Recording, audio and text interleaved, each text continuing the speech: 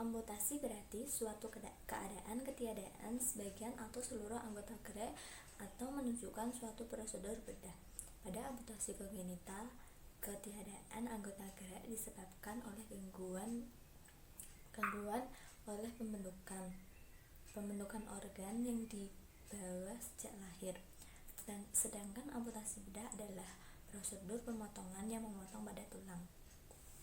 Etiologi. Dalam kasus ini terdapat amputasi di atas kaki. Kondisi yang terbatas untuk waktu yang relatif lama akan menyebabkan kekakuan atau keterbatasan gerak sendi kaku akibat tirah baring lama dan tidak pernah digerakkan sehingga mengakibatkan kontraktur pada otot. Selanjutnya, patologi. Perubahan patologi merupakan pendorong dilakukan amputasi. Ada beberapa indikasi antara lain, yaitu akibat adanya trauma tulang seperti fraktur yang diikuti jaringan nekrosis dan menimbulkan pembusukan. Selanjutnya, infeksi tulang, kanker atau tumor tulang, gangren sirkulasi darah seperti Burge disease dan gangren, amputatum atau perbaikan fungsi tubuh agar dapat berguna untuk ambulansi dan beraktivitas. Saya akan melakukan latihan active exercise training dengan cara Mbak nanti ikuti ada saya ya. Angkat tangannya, lalu dikepalkan, dibuka, terus ditaruh di bahu. Ini diulangi dengan 10 kali diobsesi dan 3 kali sesi latihan, diulangi 2 kali sehari. Selanjutnya kita melakukan latihan transfer, yakni terlentang ke duduk dan duduk kualkar.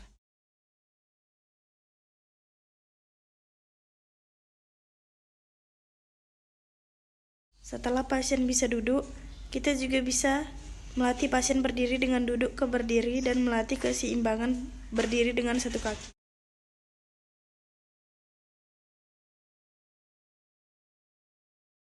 Breathing exercise. Breathing exercise yang pertama yaitu breathing exercise yang dikombinasikan dengan mobilisasi sangkar torak. Caranya yaitu pastikan pasien dalam keadaan yang nyaman.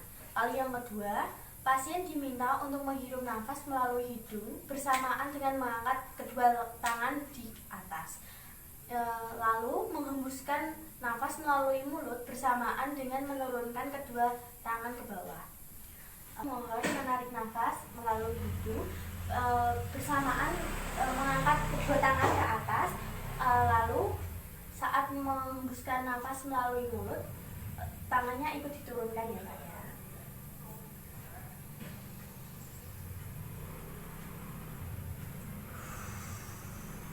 Yang kedua yaitu deep breathing exercise. Caranya pertama pastikan pasien dalam keadaan yang nyaman. Kedua, kita minta pasien untuk menarik nafas dalam-dalam melalui rongga dada, lalu diminta untuk menahannya sebisanya dan menghembuskan melalui mulut seperti meniup lilin. Oke. Sekarang minta tolong Bapak untuk menarik nafas dalam-dalamnya melalui rongga dada.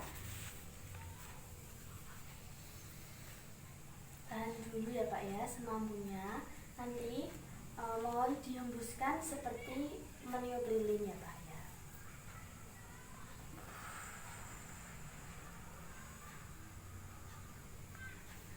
Untuk yang ketiga yaitu diafragma breathing. Untuk diafragma breathing ini menggunakan kontraksi diafragma. Caranya yang pertama yaitu pasien harus dalam keadaan yang rileks dan nyaman. Lalu pasien diminta untuk menarik nafas tetapi dengan mengontraksikan otot perut serta merilekskan bagian dada. Setelah itu pasien diminta untuk menghembuskannya melalui mulut. Untuk fisioterapis bisa memegang perut pasien untuk memastikan bahwa yang berkontraksi itu otot perut. Bapak minta tolong untuk menarik nafas melalui hidung, tetapi dengan mengontraksikan otot perut ya Pak ya, dan merilekskan bagian dada. Lalu setelah itu Bapak bisa menghembuskannya melalui mulut. Oke.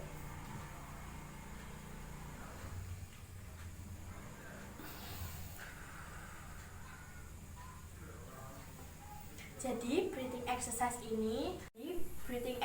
ini bertujuan untuk mengurangi efek dari anestesi. Breathing exercise dapat dilakukan dengan melihat kondisi pasien tersebut. Apabila memungkinkan, maka breathing exercise dapat dilakukan semuanya. Tetapi apabila tidak memungkinkan, maka fisioterapis harus menyesuaikan dengan kondisi pasien. Latihan aktif exercise training dengan cara Mbak nanti ikuti aba-aba saya ya.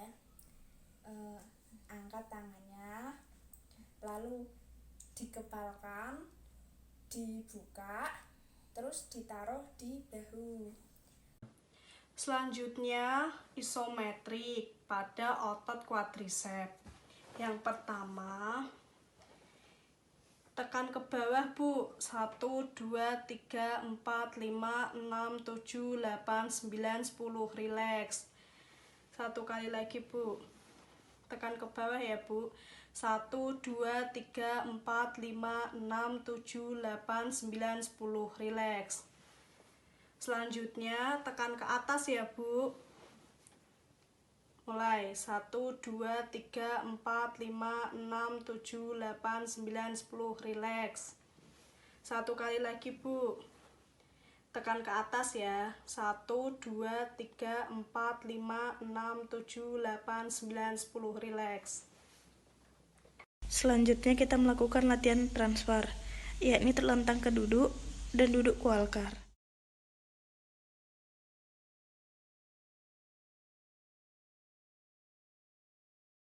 Setelah pasien bisa duduk, kita juga bisa melatih pasien berdiri dengan duduk ke berdiri dan melatih keseimbangan berdiri dengan satu kaki.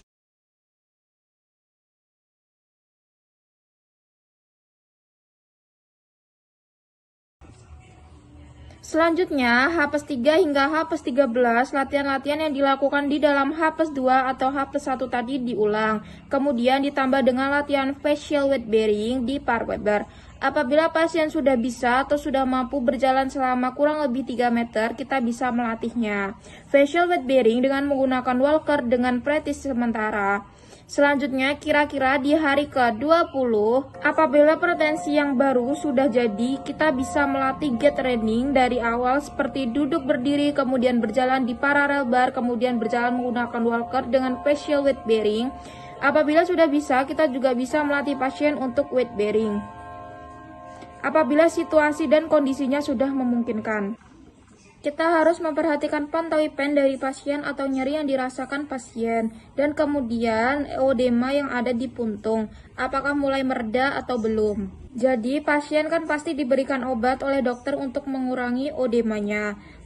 Tapi kita juga harus memberikan fasilitas kepada puntungnya agar puntungnya terbentuk dengan bagus seperti runcing. Jadi nanti pada saat dimasukkan ke songket itu bisa fit dan bagus, tidak meleduk di bawah. Selanjutnya itu juga kita petal pan pasien harus diukur sebelum dan setelah latihan.